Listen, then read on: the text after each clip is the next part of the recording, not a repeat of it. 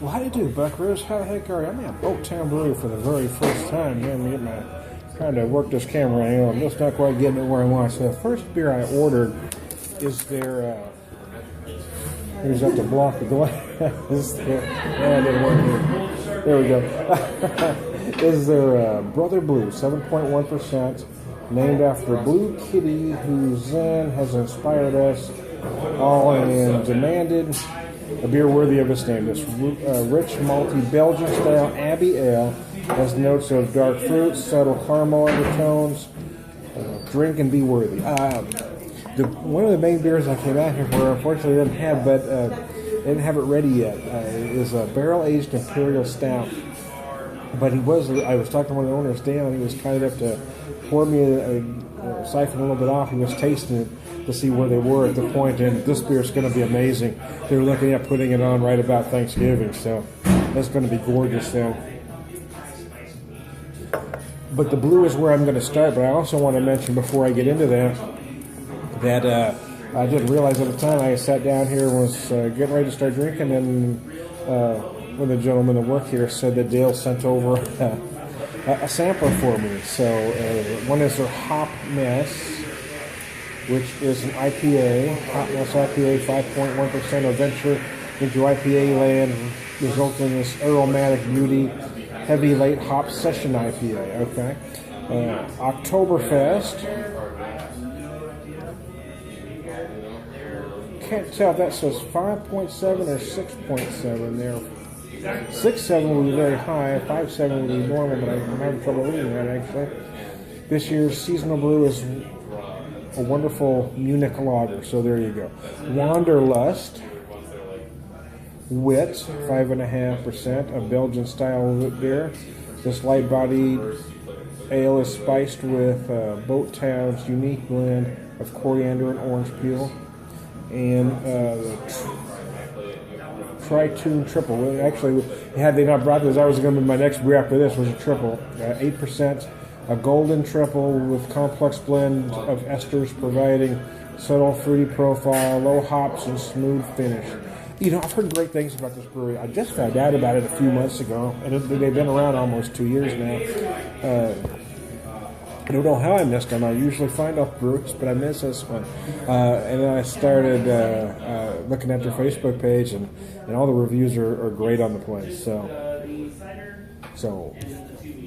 let me focus on this beer now that I've talked for 3 minutes. Brother Blue, let's see, they say Belgian-style Abbey Ale, notes of dark fruit, subtle caramel undertones. Okay. You do get a lot of dark fruits on the nose for sure. I'm picking up date and fig specifically. And also a hint of plum. There's certainly some plum there. You know, like a very dark, overripe plum, if that makes sense to you. I'm having a hard time getting my head in the shot and covering the glare.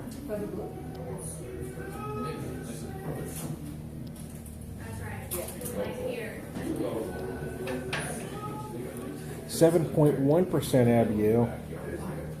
Oh, that is very nice. Yeah, you do get a lot of fruit notes. I mentioned fig and date, but I'm actually feeling more plum now that I'm taking a drink.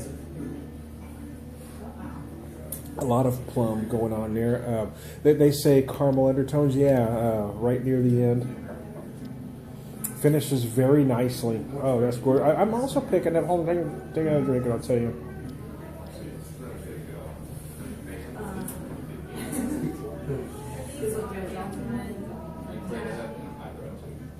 Hold on. One more. Let's get something else. Hold on.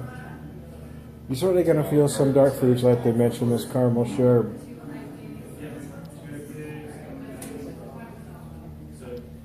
There's also kind of feeling some pear. Dark fruits are normal. I don't know why, but I'm kind of feeling pear in there. Pear and a little apple, actually. There's normal notes you would find those in the triple, but I'm picking them up here as well. They're more subtle. The dark fruits kind of take control, but they are in there. This is nice. It's beautiful Abbey Ale. I like their menu, actually. They say it constantly rotates. Right here, they get 1, 2, 3, 4, 5, 6, 7, 8, 9, 10, 11 on tap, so that's pretty good for a small place. And they do have some things that aren't theirs. They've got a mead and a cider from Leaky Roof Meadery. I think the cider's from a Chestnut, actually. So they do have a mead from Leaky Roof.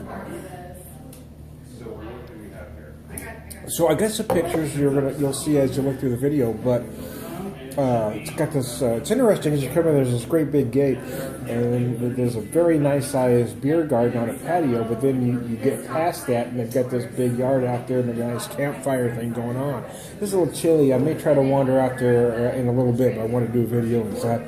Probably won't be out there long, but it is nice. They got a little fire out there, so I like the atmosphere of the place. So I got to say, this is the kind of place that I really like. I'm not a fan of the pretentious breweries. I'm just not. I've been very clear about that. The flight and go breweries. I'm just not a fan. And a lot of breweries are built that way. They want you to come in, have a flight, and head the hell out.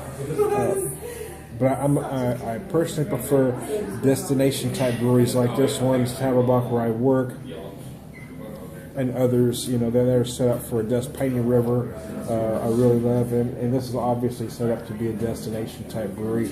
Right now they've got a food truck out there, but I was talking to the owners there, Dale, and he had mentioned that they are going to have food at some point. They're working on that as we speak. So I'm going to concentrate more on this beer, and I've got a flight to work through as well. So I'm trying to Beer Whisper. We'll talk to you later.